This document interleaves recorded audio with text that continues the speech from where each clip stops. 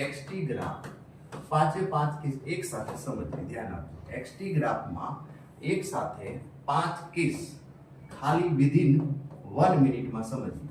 આ શું છે તો કે સમય, આ શું છે તો કે અંતર, અંતર એટલે x, સમય એટલે t। પહેલું સમજીએ કે આ સીધી રેખા છે, તો સીધી રેખા છે તો વેગ 0 પદાર્થ સ્થિર, વેગ 0 પદાર્થ સ્થિર।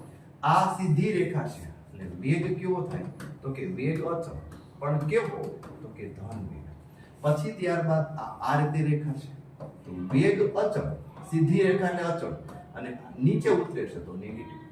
અને હવે એના પછી રેખા આ રીતે છે, તો થીટા ઘટતો જાય છે તો v ઘટે છે, v ઘટતો હોય કેવી લખશું પ્રતિ પ્રવેગી ગતિ।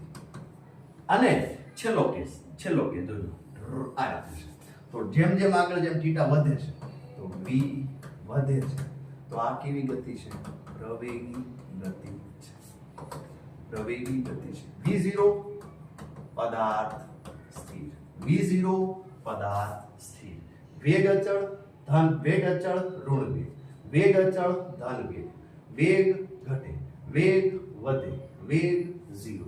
તો ટોટલ 5 કેસ યાદ રાખી લો એટલે xt ગ્રાફ આપણો અહીંયા